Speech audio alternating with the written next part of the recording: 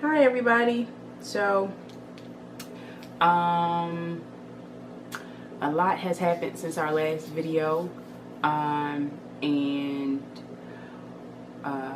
I plan to post Frank's graduation and our trip to Puerto Rico, but then I started planning my mom's birthday party, so it kind of got pushed back. But then I had started vlogging. I actually didn't tell Frank this, but I had started vlogging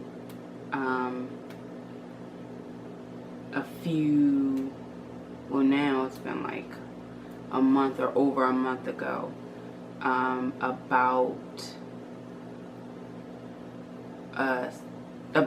okay, so we found out that I was pregnant, and then we had a miscarriage. So basically I had started vlogging about it, because when we initially like bought a camera and all that stuff, it was so that we could vlog like my pregnancy with Deuce and all of that, but I was just fat and funky, so I just didn't really feel up to it. And this time around I really wanted to make an effort. So we found out I was pregnant. I want to say like the first week of August. First week of August. Mm-mm. It was. No, because I had the miscarriage the first week of August. Oh, so no, so it was... it was like the second to last week of July. Yeah, July, yeah. Middle July. Mm-hmm. So I don't know what made me, take a pregnancy test. I just did, and I just had an inkling that I could be, and then I took the test. So basically what prompted me to think that I was possibly pregnant was, so July 10th I had a car accident, and I had to go to physical therapy after that. And on the form, they ask you like, are you pregnant or aren't you pregnant? And for some reason I just could not say I wasn't pregnant. So I came home, took a test, it was positive. Took another test, it was positive. And called my doctor or whatever, and scheduled an appointment for that next week. So we went in, was it the 27th? I think we went in on the 27th of July, and at that point I was about 7 weeks, and we were supposed to go do an ultrasound the same day, but we didn't because Frank had somewhere to be. So I decided to push the ultrasound back, so that he could be there. And we went to, so fast forward, some days, and we went to the ultrasound, and they did the regular ultrasound with the gel and all that stuff, and they saw the sac, but then they told me that they would have to do an internal one, with the wand. And I said fine, but I have to use the bathroom because y'all made me drink all this liquid, so before y'all do it I have to go to the bathroom. And I went to the bathroom, and that's when I had the miscarriage. So while we were at the appointment,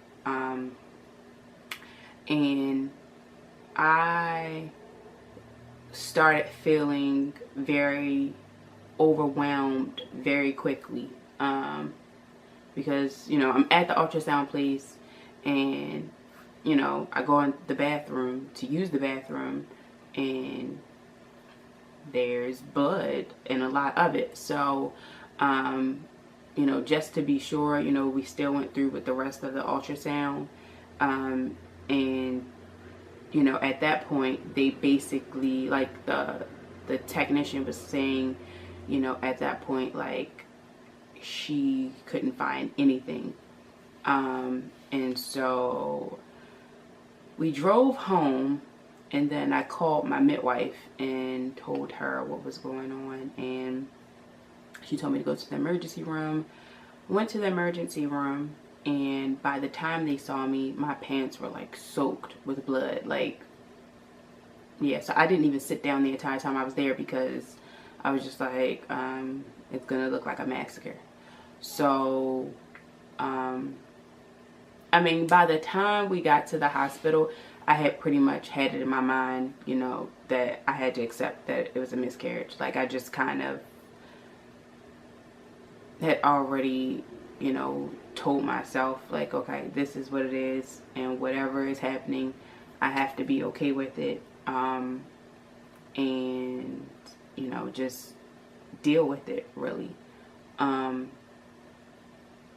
so we get to the hospital, they take us to the back, and,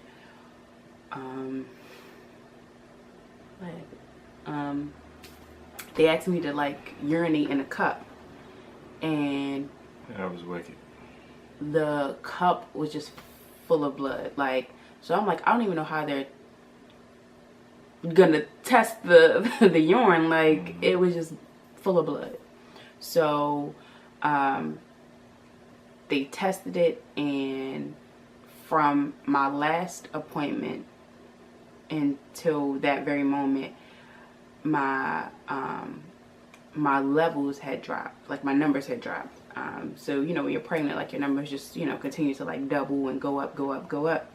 And they had dropped, not significantly from when I last went, but they were going down.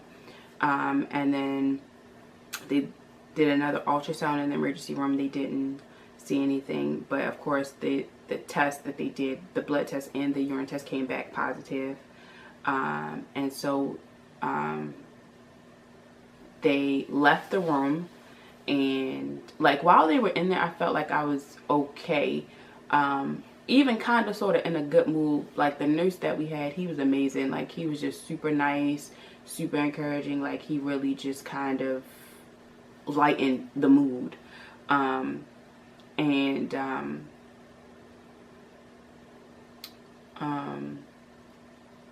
When they came back,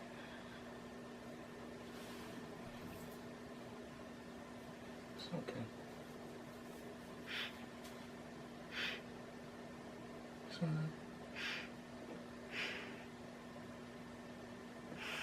It's all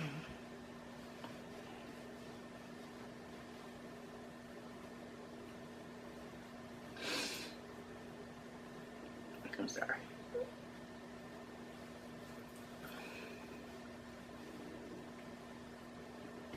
When they came back, they said that that it was a miscarriage, and you know, like I said, I had already kind of made it up in my mind that, you know, that was the case, but just hearing them say it, you know, just made it overwhelming. And so then they came back, and they wanted to do a pelvic exam, you know, just to see like if my cervix was open or what was happening. And you know, they checked, and they were like, you know, my cervix was open, and they you know, basically said that, you know, walk me through, you know, what would happen over the next couple weeks, or, you know, like what I should expect or whatever. And so, you know, they do some more blood work or whatever, and then, you know, they check my vitals. Interesting enough, like even when I was pregnant with Deuce, my pressure was never high. Like I never had any like health issues or health scares or anything like that.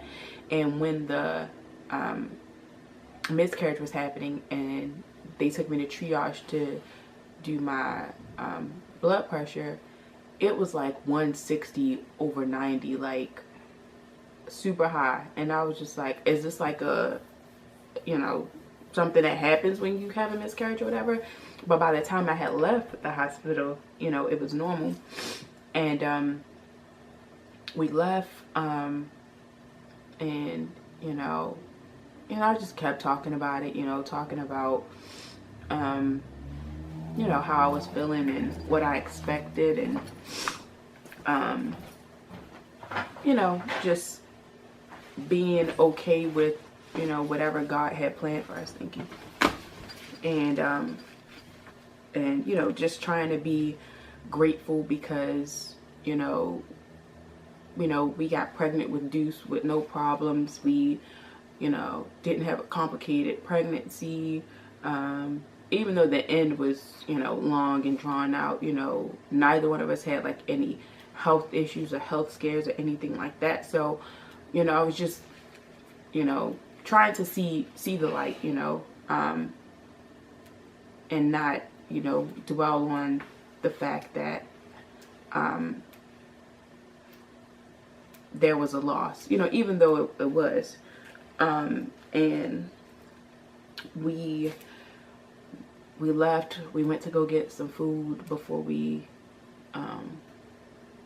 got Deuce, and while Frank was in the store, I was in a group text message with two people who were really close to me who experienced the same thing, and you know, they were, you know, trying to walk me through it and, you know, give me some encouragement and things like that, which, you know, they did. But within that, you know, short time frame of him leaving the car and coming back, I just, again, felt very overwhelmed, felt like I just didn't know, like I didn't know how to feel. Like I was trying to just navigate, you know, normally like nothing hadn't happened, or that, you know, like it was like, okay, you know, it happened and let's move on, but it just was not. It's not easy. It was not working that way. And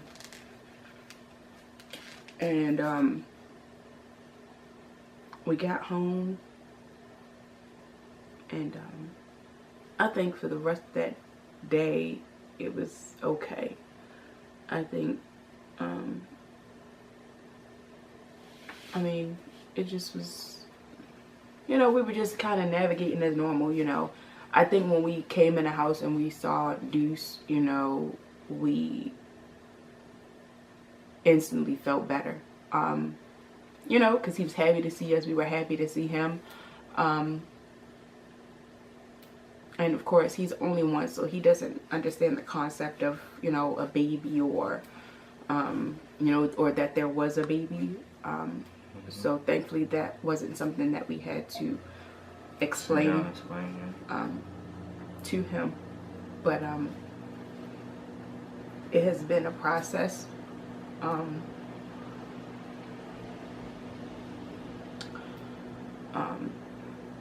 And the weeks following that, it was a lot because there were a lot of doctor's appointments and, you know, confusion, you know, because my levels weren't going down, and they're like, you know, all the blood tests and urine tests are saying that you're still pregnant, and, you know, so we might have to do a D&C, or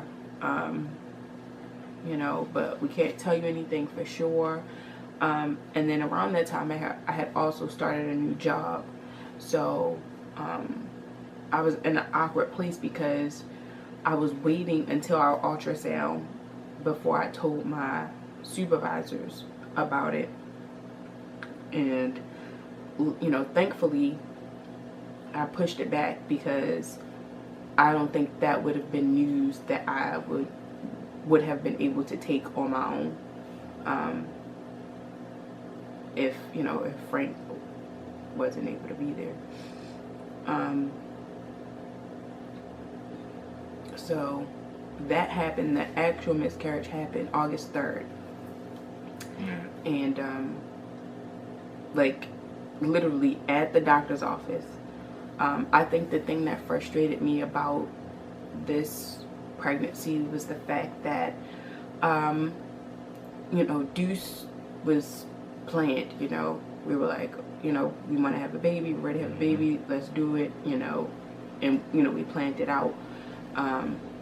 But I was with Deuce, I really didn't get to enjoy the first trimester because I was just so focused on, you know, making it through, you know, without a loss or, you know, any complications and things like that. And that was the one thing that I tried to do differently this time around. You know, I tried to really enjoy it, you know, and, you know, get the most out of it. I wanted to vlog this pregnancy and, you know, really enjoy it. And we have tons of videos and pictures of Deuce. I just didn't, you know, post them or put them in a video or anything like that. And so, yeah, I think that was one of the things that was really frustrating because you know, I tried this time around to do something different.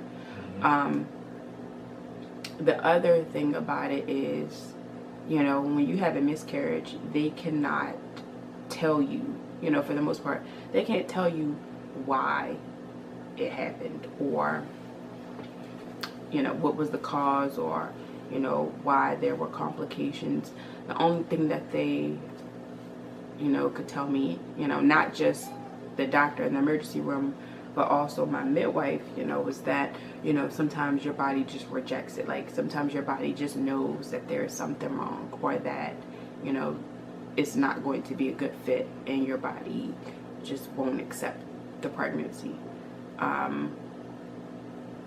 And it made me, you know, think about, you know, like, you know, what if, you know, I made it halfway through, you know, and they said something was wrong, you know, like that. For me, that wouldn't change me keeping the baby or not, you know. That wouldn't be a make or break situation for me.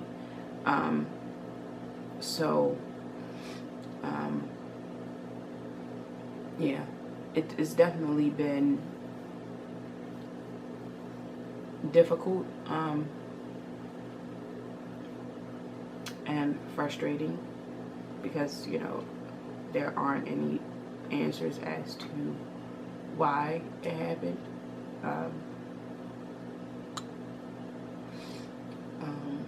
And then, you know, the other part about it is, you know, when you find out something, you know, like that, you know, you're pregnant, you're having a baby, or you want to share that with people. And this time around, you know, we shared with more people. I mean, it was our, you know, it's our same closed, you know, circle of family and friends. I mean, it's only a small circle, but, you know, having to go back and tell them, you know, that I had a miscarriage or, you know, when they ask about it, because some people you just forgot that you mentioned it to them, you know, and they come back and say, oh, you know, how's the pregnancy going, or, you know, when are you due? And, you know, it's that awkward one where you're like, that's not happening anymore. So yeah, it's uncomfortable. Yeah, just talking, just, you know, having that conversation, and then like having to say, you know, well, we lost it. Like, that's not easy to say. It's not easy to just come out and just say that. Yeah. And then I also kind of felt bad because I felt like I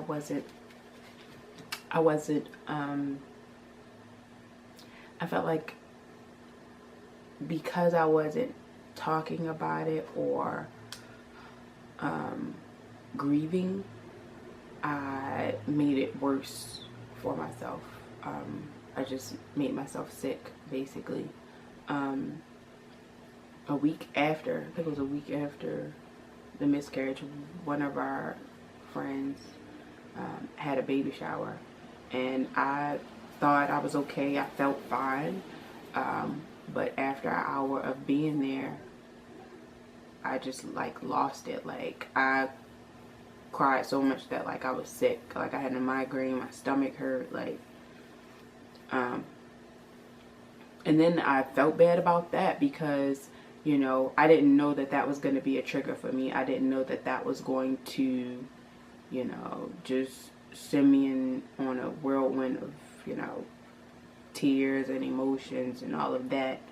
But I felt bad because I didn't want anybody to think that I was upset because I wasn't happy for them. Because I definitely am happy for them. I just couldn't. I mean, I honestly just didn't think that it would be too much for me. I didn't. I felt fine. It was just like, it almost felt like I was having a panic attack. Like the walls were like closing in, and I was just like, I just had to leave.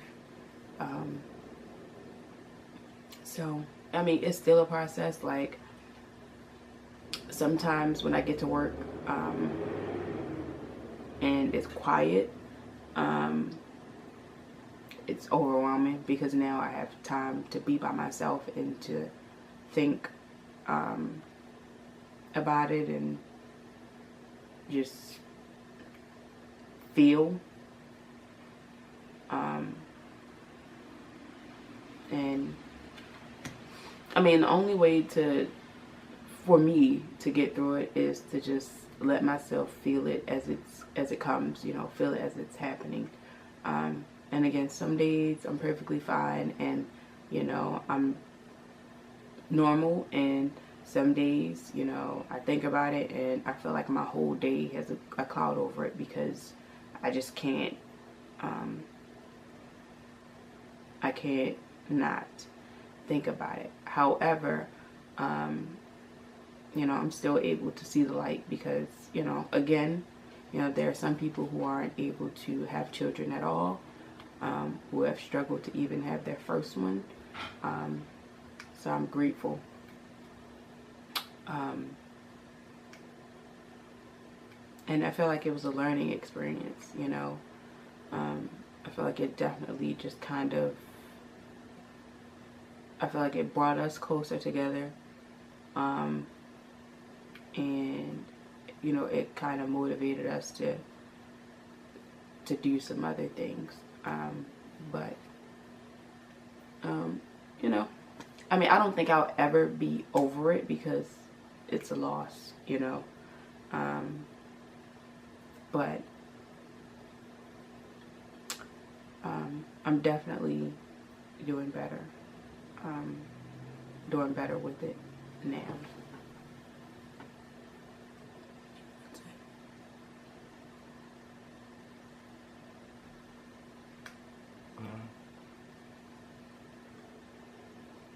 I do want to say something else. I was worried that when I would grieve or talk about it and I would, you know, get worked up about it or, you know, get upset about it, I was concerned that because I was grieving, something happened, sorry. I felt like because I was grieving so hardly that I wasn't giving Frank a chance to grieve, or, you know, or I was kind of overshadowing how he felt. Which, of course, you know, we grieve differently. You know, just because he might not cry about it doesn't mean that he, you know, doesn't feel the same way, or, you know, or he doesn't have feelings about it. But yeah, it's definitely been a process. But again, I feel like we are doing much better. We're I feel like he and me are doing something. I feel like we're, you know, I feel like when if it's supposed to happen again, it will. But before that, I want to be well. You know, I don't want to be afraid of what might happen the next time around, or you know, worried the entire time because this happened.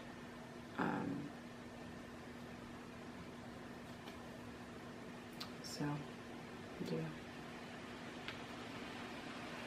So I'm gonna try to post more stuff and vlog more.